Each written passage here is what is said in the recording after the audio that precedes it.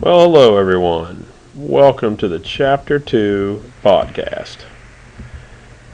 In this particular chapter, we're going to focus on one of the most central issues, concepts, really in psychology in general, and in this case, it's personality. Now, you may have gotten some of this information from your Psych 101 classes. Hopefully they covered that quite a bit. I'm going to get this straightened out, don't worry. Okay, it looks a little bit better. Let me just line that straight up. Yeah, I think that'll work. And this is in the section of your book called Understanding Individual Participants. And I really can't emphasize enough how that's just such a critical function of your job in sports psychology, is that you really have to understand who you're working with, be it a coach, an athletic trainer, an athlete, and you have to understand the context in which they are trying to perform. So there's always these two variables that you're trying to get a feel for. The individual, what's their personality, what's affecting their motivation, what are their goals, and then the situation. So the situation in sport typically involves the team, the teammates, the parents. There's a variety of factors that will influence the situation. And so it's always both of these things, the person and the situation. And this chapter refers to the interactional model, and we'll get into that. And it's the same with motivation.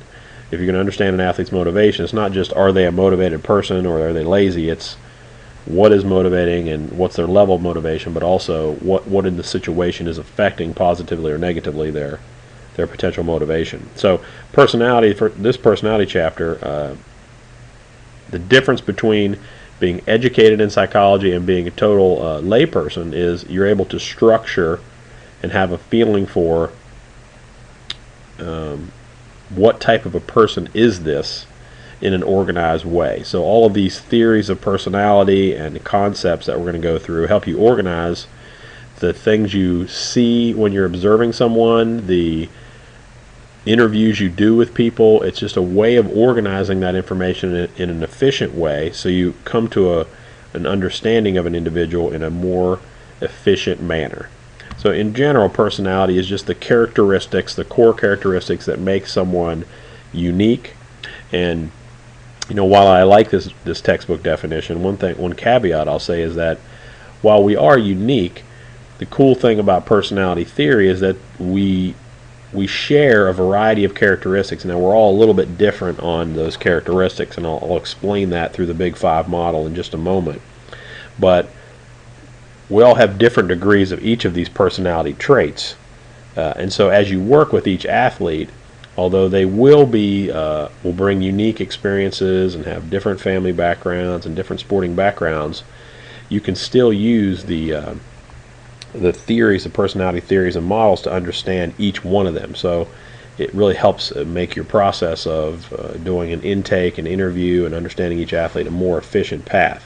And as I mentioned at the front, the interactional approach to personality is the one that's most widely adopted. There are several others in your chapter that you should be familiar with, including the trait approach, the situational approach, and the psychodynamic approach. You should be familiar with all of those approaches to personality so that you can distinguish them. But in this particular approach, which is widely adopted in sports psychology, you're just going to focus on both the characteristics of the person, the personality, and their previous experience, and then also the characteristics of the situation if you're going to try to predict their behavior. One of the most useful models is Holland's personality structure here. And it helps us see that within each of us, we have different levels or depths to our personality. At the most protected area would be the psychological core. It's very internal, it's constant, it doesn't change over time. And most research would suggest that these core characteristics that you possess were pretty much in place by the time you're 3 or 4 years old. And so those are the two primarily influences on what does your psychological core look like would be your genetics. So you have to thank your mom and dad if you're nervous or you're confident or you're extroverted or you're introverted. Those things initially were given to you by your parents in your biology. So ultimately your personality is your biology. And Then what environment were you exposed to in the first few years of life? So did you get held a lot? Did you get a lot of good love? Were you in a stable, calm environment, or were you in a very difficult environment? So depending on the environment you were in that first few years of life, and then also the genetics that you had no control over, those are going to determine initially the core characteristics you possess. Then as you come up, you have a set of typical responses that reflect that core, that psychological core. Those typical responses would be how you act and how you behave in most environments. Not every time, but 8 out of 10 times, 9 out of 10 times, you're going to be extroverted or you're going to be introverted. Those are all your common responses across all situations. Now, your role-related behavior is the most dynamic, the most likely to change, and it can really shift between different roles you play in your life. And let's take an athlete as an example. So in sports, let's take someone as a quarterback, okay, because we're all familiar with that position. They might be a leader, very extroverted, yelling at their teammates, being extremely outgoing and confident in their role as a quarterback of the WVU football team. And so in that particular role, they exhibit a very extroverted, confident, and calm personality. But let's then take them into a situation where maybe they have to go to an interview for a job in business. And they're interviewing for an engineering job because that's their major.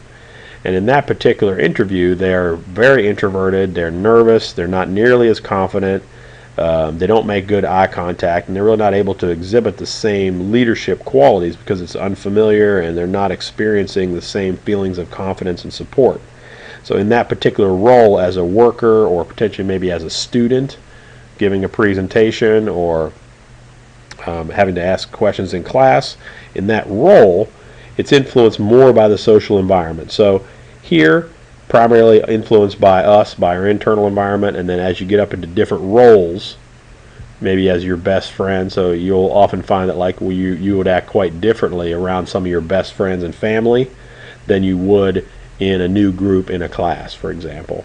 And so the role-related behavior is easiest to change, then your typical responses, then your psychological core. Now, the one model of personality is called the FiveFactor Model. It's not the one. It's the one that's the simplest, the most common, and it's the one that I teach in class most semesters. It suggests that we all have a set of common characteristics, and you can think of yourself in this trait. And when you do your personality assignment, or perhaps you've already done it, it's based on the FiveFactor Model, and basically you're given a percentage, something like 1 to 100% on each of these. So if when you get your results back, and they don't call it exactly the same names. I think on the survey on the web they call this trait, for example, orderliness. They call this emotional stability. I think they use extroversion on this. They use openness. And they might have called this accommodation. I'm not sure if they use the same name. So each of these personality characteristics, it's not something of you are or you are not. It is to what degree do you represent this characteristic, and you can think of each one on a scale from 1 to 100. So all of us is to some degree neurotic, and we're either low neurotic, moderate, or high, somewhere in that scale, and then that's going to affect our typical responses. Same with extroversion. We're either typically low extroverted, somewhere in the middle, or somewhere high. Now, the more extreme scores that you have on any of these traits, that means that your typical responses are much less flexible. So if you are, let's say, extroverted at 90%, then that means in almost every situation you're going to struggle to not be extroverted. Like, you're just going to always be the one that's talking. You're not going to shut up. You're going to want a lot of stimulation in your environment at all times. Now, any of these traits where you're maybe between 40 and 60% on your results from your personality survey, then it could go either way for you. Really, it will depend on the situation. It means it's not a strong characteristic for you, and you're going to be able to go back and forth and exhibit maybe perhaps something that is introverted in one situation, but when you're with your best friends or in other situations, you're going to be very extroverted. So when your personality is average on that trait, the situation really makes the predictor. When your personality trait is closer to the extreme, then it's a fairly dominant personality. So one thing I always suggest to my athletes and to the students that I work with is that you get very familiar with what are your dominant traits, because they're not likely to change, how they work for you, why it's such a good thing to be that trait, and then also how that trait can be a weakness for you as well. So in each case, it typically will be something that's strong for you, helps you do well in work, in school, in sport, but it's also occasionally will trip you up as well. And as an example of that, let's say you're a highly conscientious person. You're organized, you're orderly, you use a planner, you get work done. It helps you be very motivated, and so that's a really strong characteristic for you. But at the same time, maybe you're not that flexible. So when things don't go well, when you fail, when others don't meet your expectations, maybe you get a little higher frustrated. Now, it gets more interesting when you start to blend characteristics. So now let's take a person that's a super perfectionist, but is also very neurotic. So a person who's neurotic does not have very good emotional stability. They are more likely to be depressed, negative, pessimistic, have mood swings, experience anxiety. So now when that person fails, they would have a sharp emotional response to that and really struggle. So an athlete that's highly neurotic and highly organized maybe doesn't cope really well with changes to routine, with potential failure, and is putting themselves at risk to have very negative performance. So personality is a big predictor of how we're going to respond to stress, to different situations, and it will link up also with the next couple chapters on motivation and personality as well. So this Big Five model, spend some time studying that. It's a really useful model, and I use it with every single athlete and student that I work with. Some of the initial research in personality, it basically found, sports psych researchers in the 70s and 80s found that after decades of research, they couldn't find a particular personality of elite athletes. Like they're not an elite athlete in tennis, take as an example. You're not going to have the same personality. So look at Nadal, look at Federer. They're total different personalities, but yet they're both amazing athletes at the highest possible level. One much more controlled and maybe introverted, the other much different in exhibiting the personality, Nadal. So you can have very different types of personalities still being high level. So basically they came to the suggestion that there's no elite, quote, personality, which is good, meaning you can be successful at in any way. Now, Morgan out in Indiana did some interesting research in the 80s, suggested that successful athletes, particularly close to competition, exhibit a different profile than those athletes that are unsuccessful. And he used something called the profile of mood states to come up with what he called the iceberg profile. And you guys are all pretty smart, I would imagine. It looks like an iceberg. Okay. And what he found was that successful performances, particularly this is typically measured the day of an event, show high energy. That's what this vigor trait is. That's what vigor is. And low tension and depression. So they're not tense, they're not depressed, they're not fatigued and confused. And this is the profile of mood states. So it's really not a measure of personality. And I'm not sure why they put it in this particular chapter in the book, but since it's here, it's a very useful thing to cover, because this is something coming out of sports psychology that you definitely need to know. And you can see across several different sports, this same profile was showing up for those who were successful. When Morgan compared to unsuccessful or less successful folks, for those who were more successful, he did see the same iceberg profile. And for those who were less successful, in other words, they didn't qualify for the Olympics or they didn't make it through to the next cut, you saw a different, flatter profile. So you'll notice here that the athlete has much less energy and is higher fatigue and higher confusion. So they're unclear about what they're supposed to be doing. They're a little bit worn out maybe, and they have less energy compared to those athletes who had more success. So while this doesn't show us that personality particularly predicts, it does show a really good link between psychological factors and sport performance. So it is something definitely to to pay attention to and read about in your textbook, as you definitely will be quizzed on that in your first reading quiz. Now, also in this chapter, it's one of my big beasts with this book. It's not personality, but they do talk about some very important cognitive strategies and how they relate to athletic success. So this is critical sports psych stuff, but ultimately it's not really personality.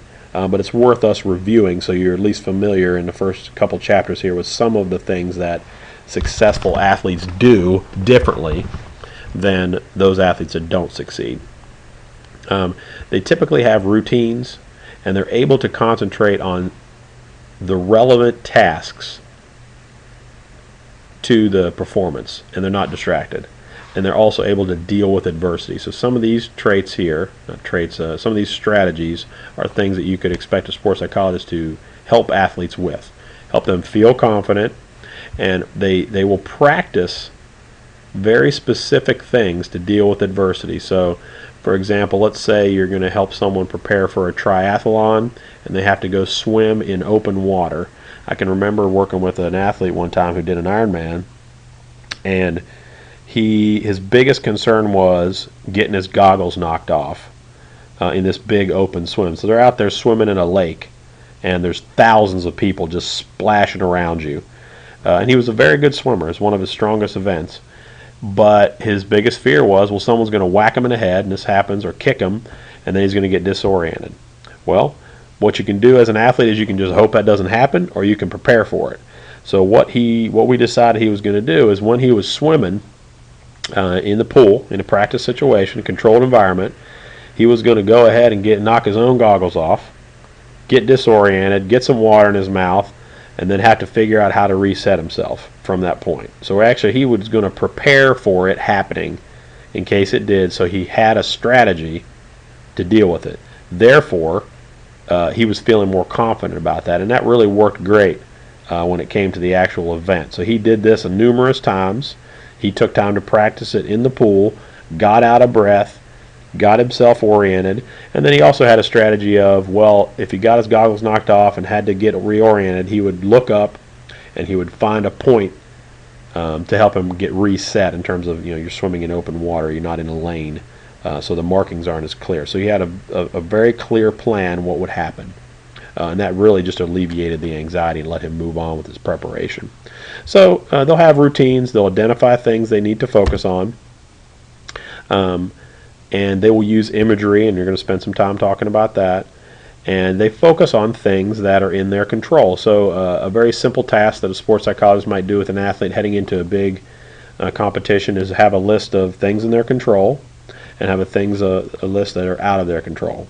And then they're really only going to be allowed to spend energy on things in their control. That would be their nutrition, that would be their fitness, their rest, their imagery, that's going to be their attitude, that's going to be all of the things involved in their preparation.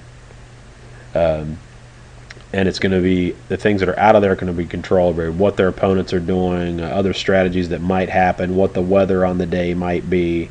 Now, what they could prepare for would be, well, they have, let's say, a track athlete might have different equipment or for wet conditions outdoors versus that. So they're going to prepare and have the right shoes, but they're not going to sit around and spend 5 hours worrying about it's going to be cloudy or rainy or colder or wetter. They're just going to have the gear and then they're ready to go.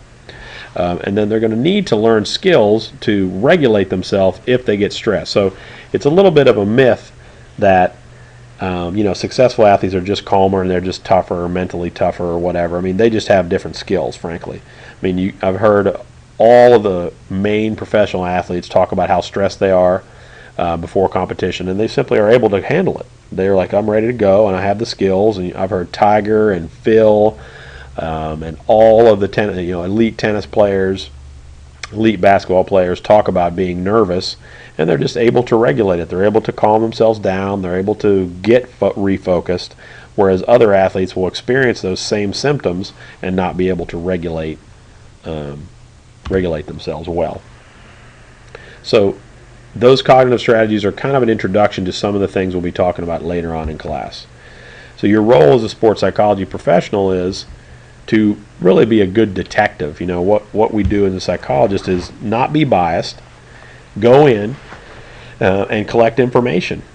So when I'm working with a new team, I try to go in there knowing nothing and have a very much what we would call a beginner's mind. So like a detective, if you would imagine someone like on CSI or one of these crime shows, probably the worst thing you could do is go into that crime scene already with an idea of who is the killer, and then you're going looking for evidence of that. The best thing you can do is just let the data from the crime scene speak. So if I'm going to go work with a team, and let's say I think this coach is a real jackass or something, then I might be looking for information to support my previous biases. So you go in, you listen, you observe, you communicate well, you understand the context, you understand individuals, and then you try to match up what's needed in this situation. So you do have to be knowledgeable about intervention, but if you don't do this stuff well, you're not going to be a very good professional in psychology. You have to learn to observe, you have to learn to be unbiased, you have to learn to accept people's weaknesses, and the theories help critically with this information. So. And it's one of the most fun things to do. You really get to understand your own personality, what your strengths and weaknesses are, and you get to help other people understand their personalities and how those personalities serve them, how they trip them up. We all have those nuances, and none of it's right or wrong. And even if folks are, having clinical depression or something like that, it's such a common thing. And so you have to learn to work with people who are struggling and just be empathetic and appreciative of each individual you get a chance to work with. And then also understand the context in each situation.